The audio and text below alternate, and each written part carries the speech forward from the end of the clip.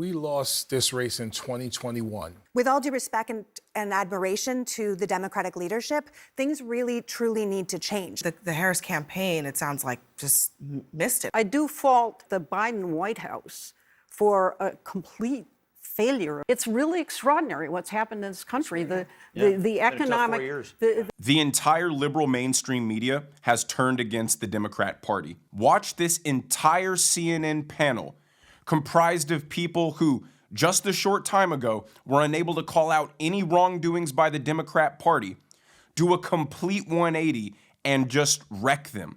And Scott Jennings is sitting back with a smile on his face like, these people woke up and smelled the flowers today. Watch. What did surprise you the most when you were there on the ground in Pennsylvania? You talk about the disconnect between this sort of like celebrity-fueled campaign and what you were seeing when you're knocking on these doors. Well, first of all, the severity of the hardship for working people in the United States these days, it was really eye-opening. I report about immigration, so I have been on the ground with working people quite a bit in my career, but it wasn't just the price of groceries, it wasn't just, it's the whole structure of work. People are doing contract work, they're working night shifts, day shifts, and also the way that people are communicating now, very often the only source of information that people had in Allentown was through their mobile phones. They don't have time to watch television. It was just a tremendous gap of communication. What she said is exactly why Donald Trump won. He told voters, I hear you, and I'm going to fight for you.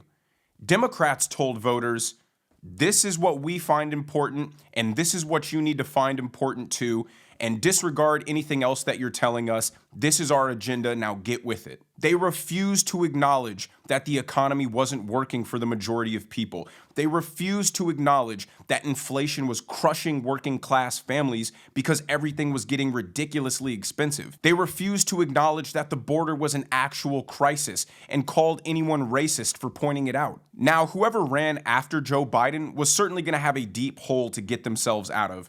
But Kamala Harris dug them into a deeper hole. Now listen to this same woman on the panel say that her biggest learning experience from working on the campaign was, you will not believe this, all Hispanic people aren't the same. I'm not kidding. Watch. But one of the things that I learned from this is that the lived experience of a Puerto Rican American citizen voter in Allentown, Pennsylvania, has very little in common with the lived experience of a Mexican-American voter who lives in Hidalgo, Texas, right by the border, right when people were coming across the border, when there was kind of chaos at the border, from the lived experience of a Cuban-American who lives in South Florida.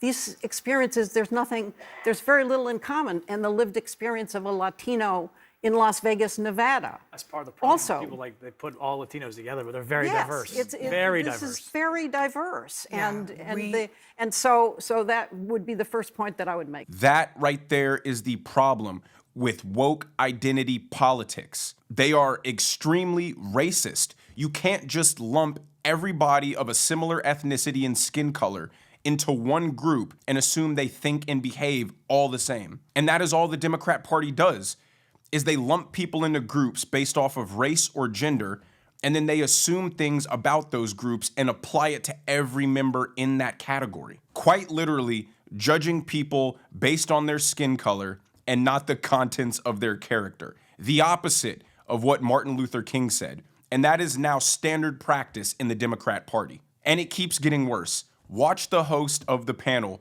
call out the Democrat Party for being out of touch. So the Harris campaign, it sounds like, just missed it. I mean, even the Biden campaign leading up to it, they had to be dragged in a way to address the reality that people were feeling extreme economic hardship. We lost this race in 2021 when Joe Manchin and Kyrsten Sinema did not support Build Back Better. That was our economic populist plan. It was universal childcare, universal pre-K, affordable housing, jobs, jobs, jobs, something to help people tangibly. Inflation happened, prices went up, they never came back down. Republicans were moving as a well-oiled machine is the Democrats' fault.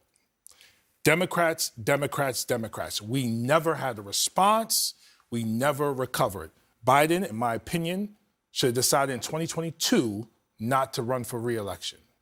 We needed an open primary. Now, when you have Jamal Bowman, who is one of the most partisan propagandists of the Democrat Party, calling them out, you know they are in shambles. Now, he was right about one thing, and he was wrong about another thing. He was right about the fact that the Republicans operated perfectly in their messaging to the American people. They called out the Democrats, highlighted their flaws, and addressed the concerns of the voters. But where he's wrong is saying that somehow Build Back Better, if it was passed, would have been beneficial to the American people. Let me remind you, during the pandemic and a global supply chain crunch, the Democrats ramped up COVID spending. They passed the Inflation Reduction Act, which somehow did the opposite of what it was supposed to do, and they passed the $1 trillion infrastructure bill. If they would have passed another piece of $1 trillion legislation, it would have exacerbated the inflation problem. Democrats lost because they elected a senile, doddering old man who had no vision, no leadership skills, and no control of the government, and they implemented stupid policy time and time again. No one has even attempted to explain to the American people what was the point of opening the border. Who was that for? Who was that intended to help? What was the intended gain from any of that? Oh, we know. They wanted to flood the country with illegal immigrants so they could get more votes, send them to swing states, and try to maintain control in perpetuity. But they can't say that, so instead they just avoid it entirely. Now sit back and enjoy your popcorn as these people continue to thrash Biden, Kamala, and the entire Democrat Party. Watch. Reading your article, it also seemed like you adjusted your message after meeting a bunch of people. You were like, these people are having trouble with dental insurance. These people can't afford enough food. These people are struggling with this. We are told to miss this entire block of housing because we don't have a message for them. And I think that with all due respect and admiration to the Democratic leadership, things really, truly need to change. And I'm going to say that right up front. We absolutely lost the messaging war. If people in America did not know that the Democrats were the party that wanted to help them, we blew it. If they didn't know that we were the party that would support unions, we made a mistake. If they didn't know that paid family leave was in Build Back Better and would have been part of Harris's campaign, you had the rap sheet of the policies. I mean, was that responsive to what people were experiencing? It was, and it was just that I do fault not the Biden campaign, but the Biden White House for a complete failure of communication of what they were doing. I mean, these people are absolutely cooked. This is not a small-time problem that they have. They're going to have a lot of figuring out to do, a lot of restructuring, if they even want to gain back the trust of the American people. But it's not just this CNN panel that has turned on the Democrat Party. ABC News is deciding to be objective and honest now. Listen to this reporting that they did on the adverse effect of illegal migration on the educational system. I mean, they're finally calling it out. Finally. Watch. America's failing public education system has also taken a huge financial hit with billions of dollars to educate the illegal migrant children who have crossed into our country over the past 4 years. Tell us how this influx of migrant children has had a detrimental effect to classrooms really across the country. You know, it's hard to believe that school leaders would oppose this effort of keeping these families together as their families are repatriated to their home countries, because the influx of migrants has put an unmanageable strain on our education system. As a former school board member, I can tell you our system is already strained of funds meeting the needs of students who are coming in with challenges, like who do not speak English as their first language, who are behind academically. And the pandemic only exacerbated those issues. And we're really putting the onus on our teachers to manage students coming in new all the time, month after month, new students, and having to manage their differing academic abilities. And we really don't have the funds to do it. It's affecting the ability to serve the needs of American students. And that's why I asked the question just a second ago. What was the goal of letting in 10 million illegal migrants? Who was that for? Not only did it cause a strain on the education system, it caused a strain in housing, it caused a strain in healthcare, it caused a strain in social services. I mean, everywhere that you look, it strained the system. Not only did it negatively affect Americans broadly, which it did, but the people who it hurt the most are our poor people, are our veterans who actually need government assistance. And they were just pushed to the back of the line in favor of illegal immigrants. So not only were our children put on the back burner during COVID, but now that we're finally out of that crisis, they get put on the back burner again. Let's continue watching this ABC clip because they point out some glaring statistics about just how awful and behind our children are educationally. It is scary. Watch. What are some of the stats across the country when it comes to our failing education system? Well, unfortunately, they are abysmal. As you know, the NAEP scores recently came out that showed only about a third of our 4th and 8th grade students are reading on grade level. And we witnessed the largest drop in math scores in those 2 grade levels in recorded history.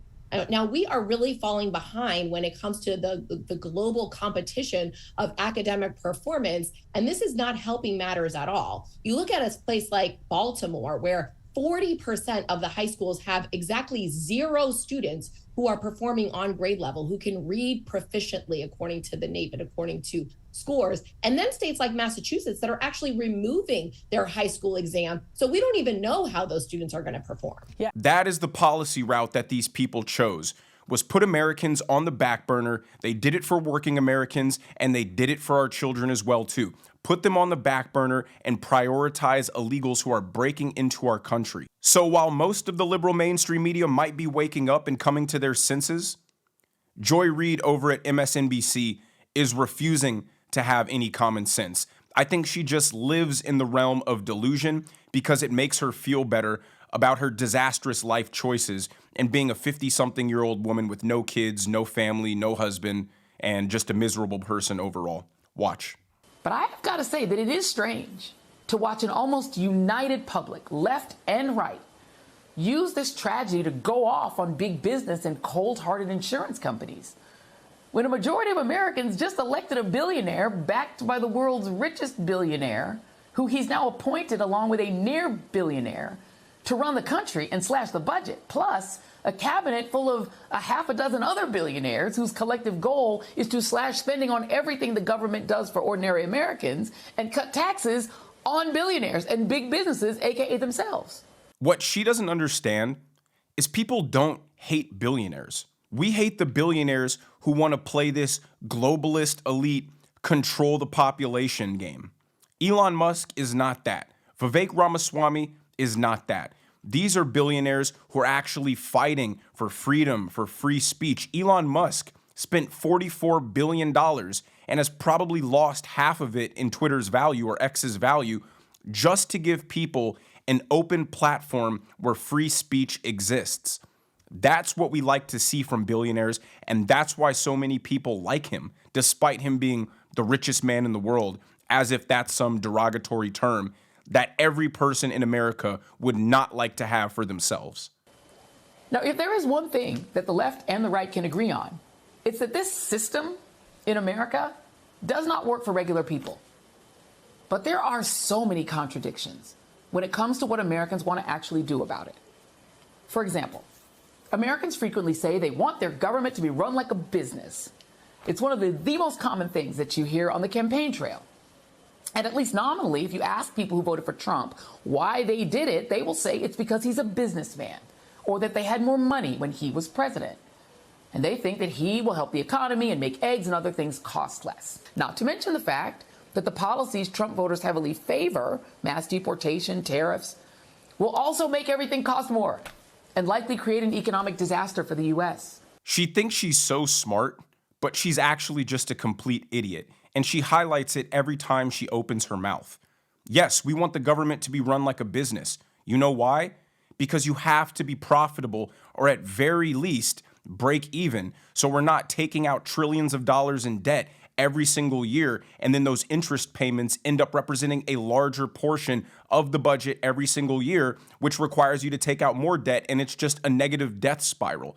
So yes, the government has to be run efficiently and properly. Yes, illegal immigration is bad. You have to deport people. If you don't deport people, then what is the incentive for having secure borders in the first place? You can't admit that illegal immigration is a problem and then oppose every single rational common sense solution to solve it. Yes, tariffs are a good idea and should be implemented.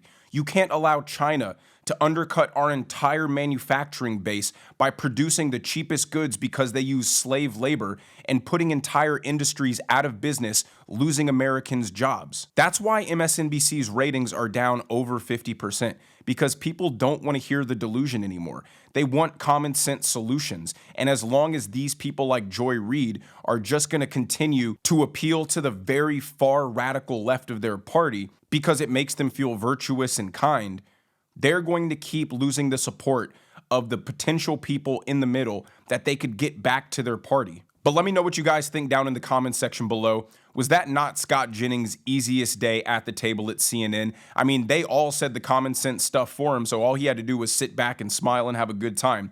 If you guys enjoyed the video, make sure you hit the like button. Make sure you subscribe to the channel if you haven't already. Turn on those notification bells so you never miss out on a video. And I will see you guys in the next one.